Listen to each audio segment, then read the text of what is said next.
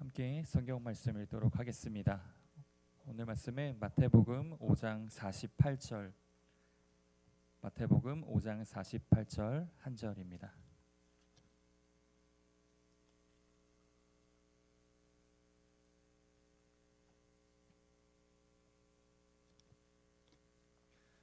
우리 다 찾으셨으면 한 목소리로 봉독하도록 하겠습니다. 그러므로 하늘에 계신 너희 아버지의 온전하심과 같이 너희도 온전하라. 아멘.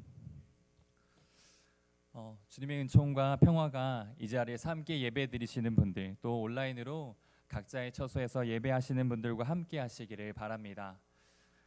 코로나로 인해서 전 세계가 신음하고 있는 요즘 미국과 유럽은 또 하나의 이슈로 뜨거운 상황입니다.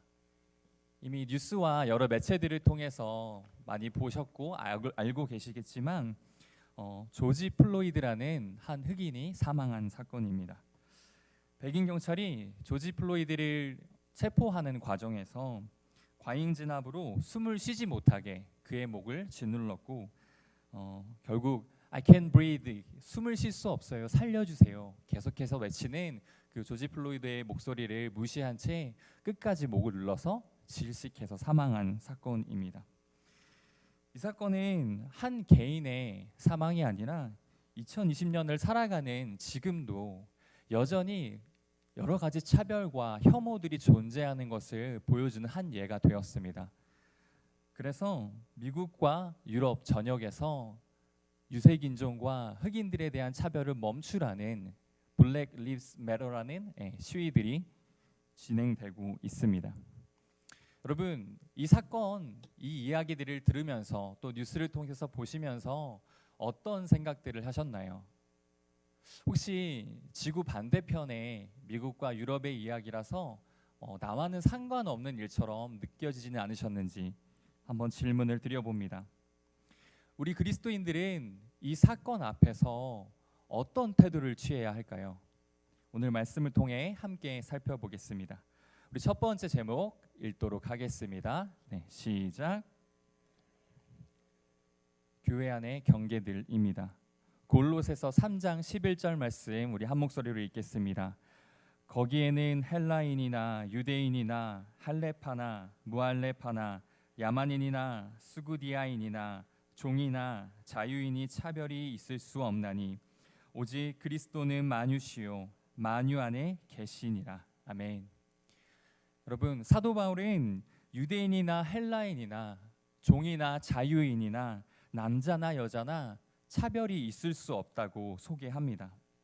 사실 하나님 나라의 관점에서 본다면 사람들이 그어놓은 여러 가지 경계들은 어떤 의미도 없는 것입니다. 하지만 슬프게도 예수 그리스도가 머리 대신 우리 교회 안에 있는 사람들, 예수를 따르는 사람들부터 수많은 차별들을 자행하고 있음을 보게 됩니다.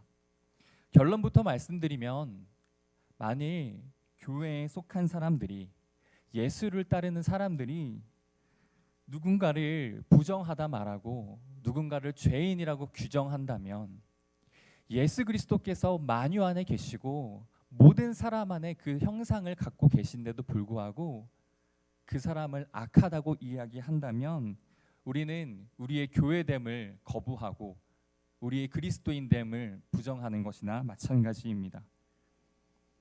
함부로 누군가를 죄인으로 규정하거나 혐오감을 내비친다면 그 교회는 하나님이 기뻐하시는 교회가 아니라고 생각합니다. 조지 플로이드 사건을 통해서 볼 수 있듯이 지금도 세상 곳곳에는 가름과 차별을 통해서 무언가 이익을 얻고자 하는 여러 가지 시도들이 진행되고 있습니다. 이에 대해서 교회와 그리스도인들은 용기 내어서 말해야 합니다. 그것은 잘못되었다라고요. 여러분, 사탄이 가장 좋아하는 것이 무엇인지 아십니까? 사탄은 사람들 사이에 깨진 틈을 가장 좋아합니다. 그리고 이 깨진 틈에서 살아가면서 더욱더 그 깨진 틈을 넓게 만들고 공고하게 만듭니다. 시간이 지나서 이 사람들 사이에 깨진 틈이 고착화되고 단단해지면 사람들은 조금씩 더 두려움을 느끼게 됩니다. 결국은 그 깨진 틈 위에 그 틈 밖에다가 하나씩 벽돌을 쌓게 됩니다. 누군가에 대한 두려움으로 쌓은 이 벽돌이 하나씩 올라갈 때마다, 그 장벽이 높아져 갈 때마다 처음에는 까치발이라도 들면 보였던 그 상대방, 다른 편에 있는 사람들이 결국에는 아예 보이지 않게 됩니다. 여러분, 누군가가 보이지 않는다면 우리는 그 다음에 어떤 행동을 할 수 있을까요? 여러 가지 상상력을 동원하게 됩니다. 분명히 저 건너편에 있는 사람은 하나님께서 귀하다고 말씀하신, 하나님께서 정하다고 말씀하신 예수 그리스도가 만유 안에 계시기에 예수님의 형상을 담고 있는 사람임에도 불구하고 그 사람을 마치 어떤 괴물처럼 우리의 상상력을 동원해서 제거해야 할 사람으로, 제거해야 할 대상으로 생각하게 됩니다. 마치 그들이 시한폭탄처럼 존재 자체가 우리를 위협하고 그 존재 자체로 우리를 망하게 할 것처럼 두려움에 떨게 됩니다. 여러분, 장벽 너머에 있는 사람은 제거돼야 할 대상이 아니라 시한폭탄처럼 우리를 위협하는 자가 아니라 하나님의 형상을 품고 있는, 우리가 함께 살아야 할 이웃입니다. 우리가 격리하거나 제거해야 할 대상이라고 생각해서는 안 됩니다. 에베소서 2장 14절 말씀 함께 읽겠습니다. 그는 우리의 화평이신지라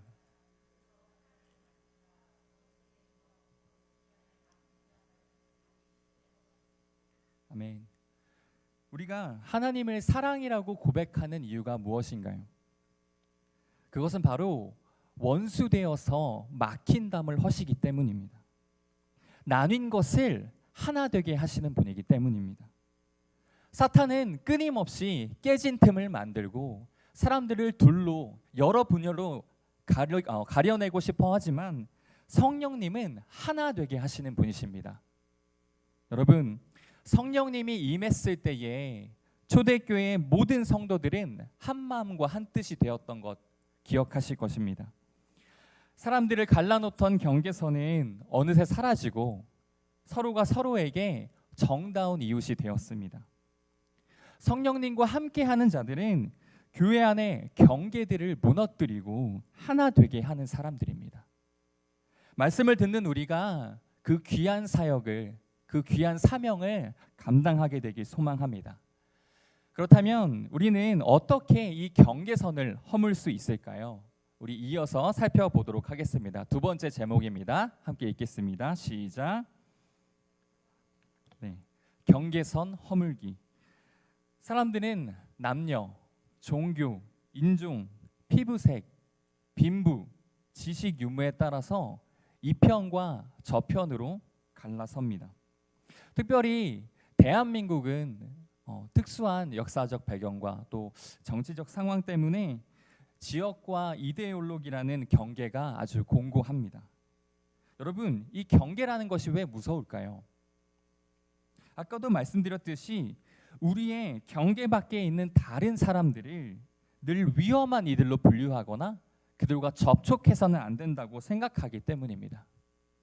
사람들은 본능적으로 네 편과 내 편을 가르기를 좋아해요. 그리고 내 편에 무리한 반칙들은 너그럽게 용서를 합니다. 반면에 상대편의 아주 작은 실수는 절대로 용서하지 않죠. 여러분, 척도라는 단어를 알고 계시죠? 척도라는 단어의 뜻은 어떤 것을 평가하거나 측정할 때 의거할 기준이라는 뜻입니다. 그런데 우리가 익히 보아 알듯이 이 척도는 우리 생활 속에서 언제나 흔들리고 변하는 것을 자주 목격하게 됩니다. 이 척도가 공정하게 적용되는 경우가 많지 않습니다. 기분에 따라서 혹은 친분 관계에 따라서, 어떤 때는 지역 감정에 따라서 척도는 자주 변하고는 합니다. 왜 그럴까요?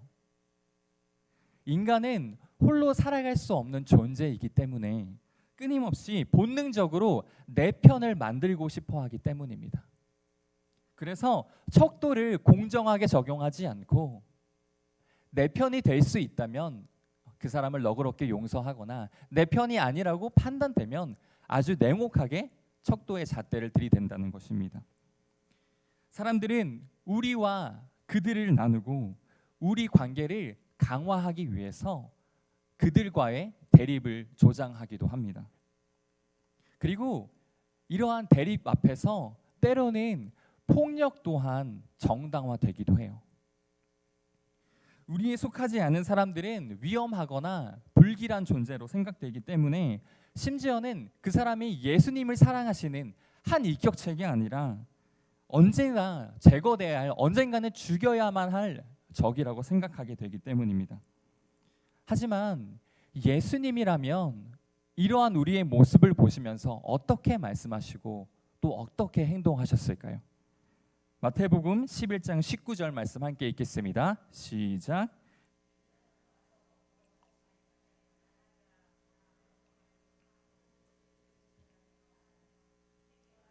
친구로다 하니 지혜는 그 행한 일로 인하여 옳다함을 얻느니라. 아멘. 예수님은 사람들이 아주 당연한 것으로 여기던 이 경계선을 자유롭게 넘나드셨던 분이십니다. 예수님 당시에 세리와 창기, 사마리아 사람들은 유대인들에게는 사람 취급도 받지 못하던 그런 차별을 당하던 존재였습니다. 유대 세계에 속한 사람들을 그 사람들을 초대하지도 않았고요. 또 그 죄인들이 집에 머물거나 죄인들의 집에 들어가는 것조차 불결하다고 생각을 했습니다. 그런데 예수님께서는 유대인들이 이렇게도 차별하고 이렇게도 무시하던 터부시하던 사람들을 찾아가셔서 만나셨고 그들의 삶을 변화시키셨습니다. 사마리아 여인을 만나서 그 삶을 새롭게 하셨고 세리와 죄인의 집에 들어가서 그들과 함께 먹고 마셨습니다. 이것은 그 당시에는 절대 있을 수 없는 일이었습니다. 세리와 죄인의 친구라는 비난까지 들으시면서 예수님은 그 경계선을 허물고자 하셨습니다. 그 당시 사회적 금기였던 장벽을 가로질러서 기꺼이 그들의 집에 손님이 되어 초대하셔서 들어가셨습니다. 사람들의 시선이 두려웠다면 이것이 가능했을까요? 그렇게 사람들이 그어놓은 경계선을 허무는 것이야말로 예수님의 가장 특별한 사역이었다고 생각을 합니다. 예수님은 사람들이 인위적으로 만들어 온 경계선을 넘나들면서 만날 수 없던 사람들이 서로 만나게 하셨고 차별과 혐오의 세상을 이해와 사랑의 세상으로 바꾸셨습니다. 예수를 따르는 사람들, 우리 그리스도인들은 바로 이런 일을 수행해야 하는 사람들입니다. 그런데 오늘의 현실은 어떤가요? 예수를 믿는 자들이 앞장서서 특정한 사람들에게 혐오와 수치를 안겨주면서 그것을 나의 믿음 좋은 것으로 생각합니다. 우리는 이러한 포장에 속지 말아야 합니다. 장벽을 세우는지 장벽을 허무는지를 보면 그가 예수의 제자인지 아닌지를 알 수 있습니다. 우리 함께 읽도록 하겠습니다. 장벽을 세우는지 장벽을 허무는지를 보면 예수의 제자인지 아닌지를 알 수 있다. 우리 마지막 세 번째 말씀 제목입니다. 함께 읽겠습니다. 그 PPT를 껐다가 다시 아예 종료했다가 켜주시면 되고요. 제가 읽겠습니다. 그리스도인의 온전함입니다. 여러분 혹시 이사야 11장에 나오는 아주 멋진 말씀을 기억하십니까? 우리 성경을 함께 찾아보도록 하겠습니다. 이사야 11장 6절에서 8절 말씀입니다. 이사야 11장 6절에서 8절 말씀입니다.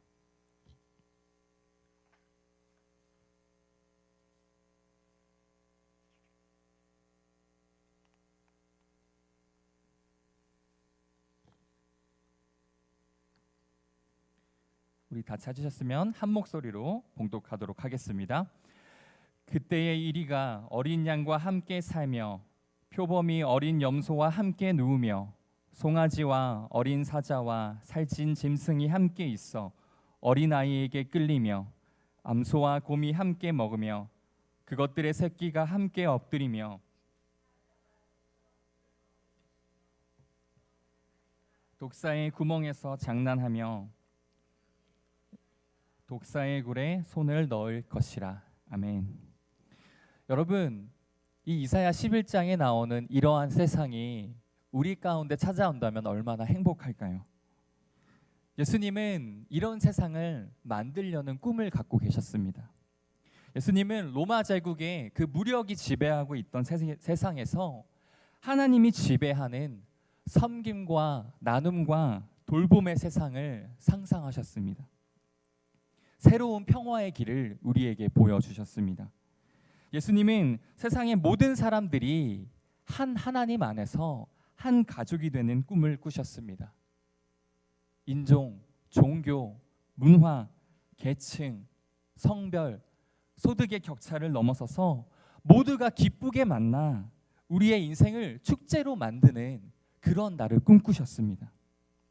우리는 이 예수님의 꿈을 어떠한 경우에도 잃어버려서는 안 됩니다. 마태복음 5장 48절 말씀입니다. 함께 읽겠습니다. 그러므로 하늘에 계신 너희 아버지의 온전하심과 같이 너희도 온전하라. 여러분, 예수님께서 우리에게 명령하십니다. 하늘 아버지가 온전하신 것 같이 너희도 온전하라고요. 여기서 온전함이란 도덕적인 완전함을 뜻하지가 않습니다. 만약에 도덕적 온전함을 뜻하신다면 그 누구도 이 목표에 다다를 수 없을 것입니다. 비유가 조금 우습기는 하지만 사기꾼에게는 사기꾼의 온전함이라는 게 있습니다. 이 말이 무슨 말일까요? 어떤 사람이든 화려한 언변과 말재주로 그 사람을 현혹시키고 사기칠 수 있는 기술을 가졌다면 그 사람은 사기꾼으로서 온전함을 가졌다고 할 수 있겠죠. 하지만 예수님이 말씀하신 온전함은 이런 것이 아니라는 겁니다.